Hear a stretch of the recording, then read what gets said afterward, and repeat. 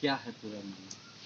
देखिए, मामला तो अभी जो फ़िलहाल का मामला है उसमें ये है कि जो मेरी छोटी बहन है सादिया, मैं मोहम्मद कमाल आसिफ खान, मेरी छोटी बहन सादिया, इसने जो है अपना हिस्सा ज़मीन जो उसको मिला हुआ था विरासत में 1/9 बल्कि, उसे एक भूमाफिया को बेच दिया है। और मुझे हैरानी हुई ये देख करके कि कल के अखबार में जो है एक खबर छपी जिसमें ये कहा गया कि हम जो है कब्ज़ा करके बैठे हुए हैं, ठीक है, और जो जिसने ख़रीदा है उसको हम आने नहीं दे रहे हैं या उसके साथ हम कुछ गलत कर रहे हैं।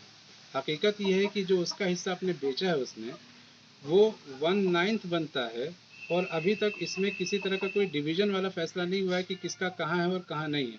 वो अपने आप में कंट्रोवर्शियल है। और दूसरी चीज़ ये है कि जो चीज़ उसने बेची है उसको बेचने का उसको अथॉरिटी नहीं है अनटिल माय परमिशन। पहले मुझे बताए कि मैं बेचना चाहती हूँ अपना हिस्सा, फिर मैं कहूँ कि ठीक है चलो मैं सहमत हूँ, फिर वो बेचे। इस तरह की कोई चीज़ नहीं कही गई। मेरे पीठ पीछे एक बैनामा लिख करके दे दिया गया और उसके बाद उसके नाम से रजिस्टर हो गया। अब मुझे खबर नहीं इस चीज़ की, जब मैं लौट के आ रहा हूँ तो देख रहा हूँ कि साहब यहाँ इस तरह का बवाल मचा पड़ा है। अब इसमें क्या करें?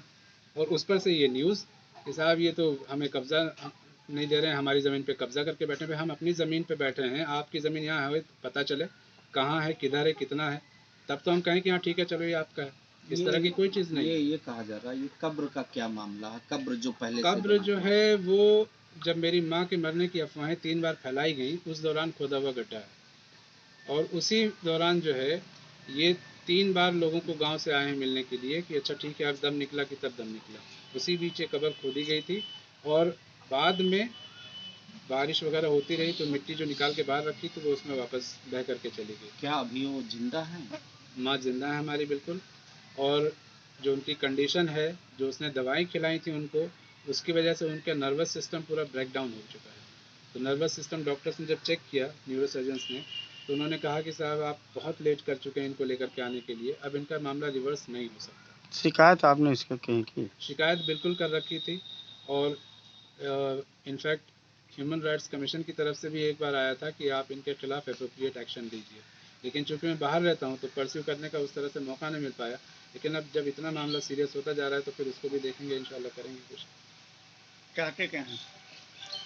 सर चाहते ये हैं कि जो गलत बयानी करके, झूठ बोल करके हमारे ऊपर इल्ज़ाम लगाया जा रहा है। अभी कल के अखबार में निकला था कि साहब यहाँ धार्मिक उन्माद और हिंदू विरोधी और देश विरोधी कार्रवाइयाँ की जाती हैं। मतलब ये कोई फैक्ट नहीं है इसमें, ना कोई एविडेंस है, ना और इस तरह की कोई चीज़ है। लेकिन इस तरह की चीज़ हमारे बारे में कही जाती है। कितने रिश्तेदारों के फ़ोन आ गए कि साहब ये आपके बारे में हम क्या सुन रहे हैं। सोसाइटी में अगर हम कहीं निकले तो हमारे ऊपर तो यही सवाल होगा कि साहब ये धार्मिक उन्माद करते हैं, ये एंटी नेशनल एक्टिविटीज़ करते हैं। इस तरह की चीज़ें बेबुनियाद बिना सबूत के इल्ज़ाम लगा करके जो हमारे ऊपर किया गया है, हम इसका मानहानि का दावा करेंगे बिल्कुल से। ये हमारी बदनामी है। कौन लोग है जो अफवाह फैला रहा है? यही भूमाफिया वाले लोग और सादियों को सामने रख करके जिनको ज़मीन बेची है यही लोग इसके जिम्मेदार हैं। इन्हीं की तरफ से ये स्टेटमेंट आया है और बाकायदा डीएम के पास ये तो क्लेम कर रहे हैं कि साहब हमने एप्लीकेशन दिया और ये कब्जा करके बैठे हुए हमारे उसमें। जबकि हकीकत ये है कि ये खुद एक भूमाफिया हैं। इस इलाके में इन्होंने तकरीबन 3-4 ज़मीनें कब्जा की हैं, कम से कम 2 तो अभी इन्होंने ख़रीद रखी हैं जिस पे कब्जा करने की कोशिश कर रहे हैं।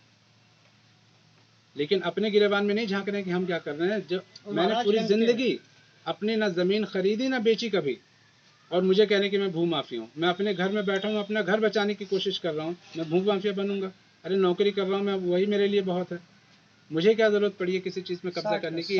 एक पुश्तैनी घर है, ख़त्म बात। महाराजगंज के हैं वो? ठीक।